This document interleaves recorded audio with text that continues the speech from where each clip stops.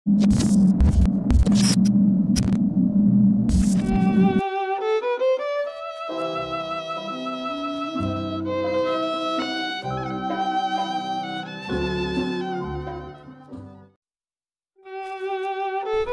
hampir 49 tahun pemegang Seniman Agung Negara Allahyarham Tan Sri P. Ramlee, namun masih belum ada lagi filem mengenai riwayat seniman itu.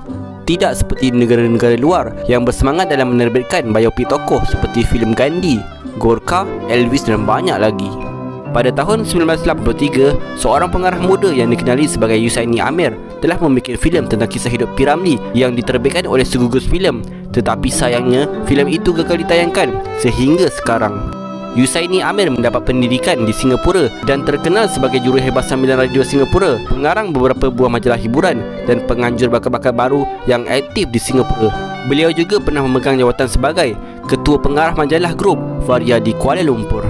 Berbalik semula kepada filem riwayat hidup Seniman Agung P. Ramlee, Yusaini Amir sebagai pengarah filem itu menghadapi bermacam dugaan sebelum dan ketika mengarahkan filem yang paling menimbulkan kontroversi ketika itu. Sewaktu pembikinannya, ramai yang menganggap Yusaini Amir masih mentah untuk mengarah filem ini, memandangkan penglibatannya dalam bidang mengarah filem. Ada yang berpendapat pengarah seperti Jamil Sulong, Jin Samsudin dan Aziz Sattar yang layak mengarahkan filem ini. Mereka-mereka ini pernah mendampingi P. Ramlee sewaktu di Jalan Ampas. Sekurang-kurangnya mereka tahu tentang tabiat dan perangai sebenar seniman itu. Untuk menggarap sejarah Allahyarham P. Ramlee bukanlah mudah kerana kajian yang teliti harus dijalankan. Fakta-fakta lain yang berkaitan dengan kemasyhuran nama P. Ramlee harus disentuh secara menyeluruh.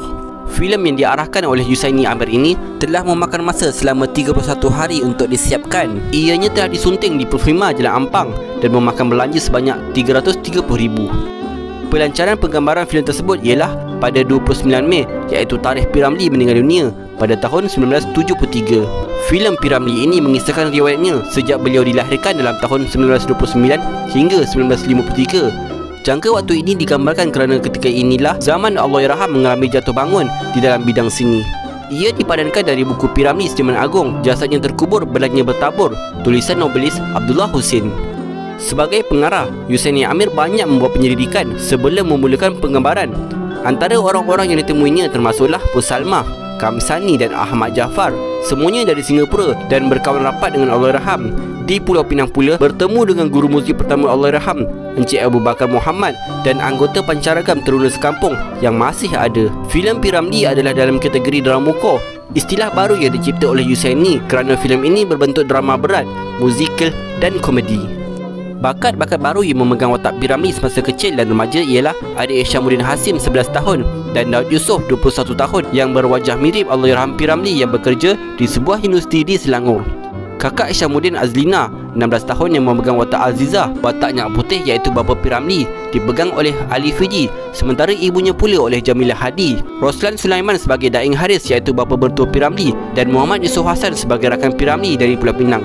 Sulaiman Yasin atau Man Over pula meminjamkan suaranya yang mirip suara P. Ramlee untuk keseluruhan dialog dan nyanyian Daud Yusof. Beberapa buah tempat di Singapura telah menjadi tempat penggambaran filem tentang riwayat hidup Seniman Agung itu. Walaupun ada di antara tempat-tempat itu sudah hilang ditelan arus permodenan, namun syarikat Segugus Filem telah cuba mewujudkan semula pemandangan asal tempat-tempat tersebut dengan mendirikan props atau rangka bangunan. Tempat-tempat itu termasuklah perhentian kereta api di Tanjung Pagar, Jalan Ampas, Bontek Road, Taman Hiburan New World dan Robinson Road. Kesemua tempat ini ada kaitan rapat dengan Allahyarham P. Ramlee. Perhentian kereta api Tanjung Pagar umpamanya adalah perlu kerana di situlah Seniman Agung itu mula menjejakkan kakinya. Tempat-tempat penggambaran yang lain ialah di Seaview Johor Bahru dan beberapa tempat di Kuala Lumpur sendiri. Tetapi kebanyakan pemandangan di dalam filem itu ialah di Pulau Pinang, tempat lahir seniman itu. Pada bulan Mei 1983, bermulalah penggambaran filem itu dan pawagam Rex di Mackenzie Road, bekas studio Shaw Brothers di Jalan Ampas, perhentian kereta api di Tanjung Pagar, Bontek Road, Taman Hiburan New World di Serangoon Road dan beberapa tempat lain telah menjadi tumpuan kumpulan jurugambar yang sedang bergiat membuat penggambaran filem itu. Penggambaran itu dimulakan selepas Yusaini Amir mendapat kebenaran untuk berbuat demikian dari anak tunggal Allahyarham P. Ramlee, Nasir P. Ramlee. Penggambaran yang dilakukan di Singapura telah memakan masa selama 1 minggu dengan terdiri daripada 22 orang kru termasuk beberapa orang pelakonnya. Filem ini pada awalnya dianggarkan memakan masa kira-kira 3 bulan untuk disiapkan, namun ianya berjaya disiapkan dalam masa sebulan sahaja. Namun setelah hampir sebulan berlalu, filem tersebut yang sepatutnya sudah ditayangkan kepada orang ramai ditangguhkan tayangannya sehinggalah pada 23 Julai 1986 dalam akhbar berita harian telah melaporkan bahawa filem tersebut telah dibatalkan tayangannya. Menurut pihak syarikat segugus filem tersebut tidak dapat ditayangkan kepada orang ramai memandangkan keaslian cerita sebenar P. Ramlee tidak dapat diterapkan dengan baik dan difahamkan juga pembikinan filem ini tidak mengikut konsep asalnya. Menurut sumber, usaha-usaha pernah dibuat untuk menjual filem itu tetapi tidak ada pembelinya.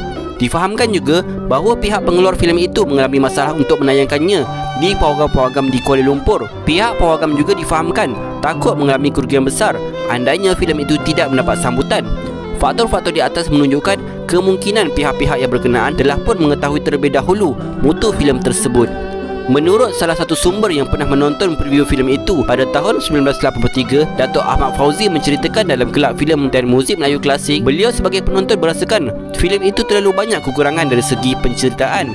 Ketika berpeluang menonton filem ini di bangunan Perfima, Jalan Ampang, Kuala Lumpur, produser dan pengarah berkenaan Yusni Amir mahu mencari seorang pelabur untuk membeli filem ini.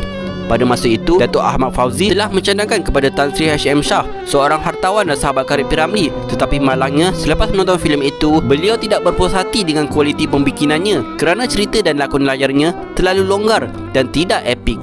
Selain itu, menurut salah satu sumber yang dipetik dari akhbar berita harian 11 Jun 1983, seorang penulis telah menyatakan pendapatnya melalui artikel yang dilihatnya dalam akhbar berita Minggu 5 Jun 1983 bertajuk "Pengebaran untuk filem P. Ramlee giat dilaksanakan". Menerusi penelitian pada gambar yang dipaparkan oleh akhbar itu, beliau berpendapat bahawa pada masa itu, pakaian yang dipakai oleh orang-orang zaman itu mestilah dari jenis kain yang perlu dikaji keras dan seluar yang sangat labuh. Tetapi berdasarkan gambar yang diambil dari filem itu, mereka kelihatan berpakaian kemeja T, berseluar ketat dan ada pula yang memakai jeans. Begitu juga dengan potongan rambut panjang pelakon-pelakon tambahan tersebut amat bertentangan dengan potongan rambut yang popular ketika itu. Malah, potongan rambut P. Ramlee sendiri masih kurang pendek. Selain itu, nombor-nombor pada hujung deretan tempat duduk dalam panggung wayang itu pula adalah satu unsur tambahan yang baru. Ia diadakan untuk memudahkan para pengunjung pawagam mencari tempat duduk mereka sejak ditiadakan kaki tangan yang biasanya menunjukkan tempat duduk kepada para penonton filem. Tentu sekali, nombor-nombor itu seharusnya dipadamkan. Kalau tidak, kesemuanya dalam panggung itu cukuplah setakat tempat-tempat duduk yang dirakamkan oleh kamera. Ini akan menjadikan filem itu lebih realistik. Dalam gambar yang menunjukkan bahagian luar panggung itu pula, fashion pakaian salah seorang lelaki di situ tidak secocok dengan pakaian masa itu. Tambahan lagi, lantai dan dinding di luar panggung adalah terlalu baru dan terlalu bersih untuk dirakamkan sebagai salah satu tempat di Singapura dalam tahun-tahun 1950-an. Tentunya, pawagam pelakon Rex dulu jauh berbeza dari Rex yang ada sekarang. Begitulah sedikit sebanyak beberapa perkongsian pengalaman yang dapat diceritakan dalam video ini. Sehingga hari ini, selepas lebih daripada 49 tahun, filem mengenai kisah hidup seniman agung negara terus menjadi misteri dan lesap tanpa diketahui di mana kuburnya. Semoga suatu hari nanti akan ada beberapa pihak yang dapat mengabadikan nama P. Ramlee menerusi filem dan sebagai salah satu cara untuk kita menghargai jasa bakti seniman agung tersebut.